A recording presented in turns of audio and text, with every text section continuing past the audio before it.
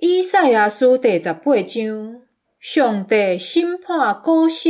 伫古实的河迄边有一块地，伫遐有听到真侪石在劈的声，遐有真侪使者坐芦苇做的船对尼罗河落来。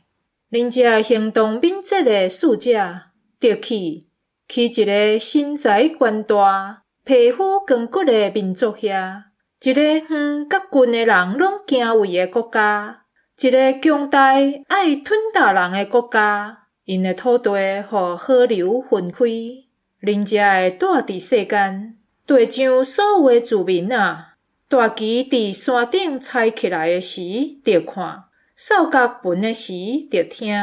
上主对我讲，我要对我徛起的所在点点观看，亲像日光的炎热，亲像收割的时露水蒸发的云雾。葡萄也未收成以前，火射要结做葡萄的时，上主会用镰刀将幼枝割断，将暗暗的葡萄藤剪迄角，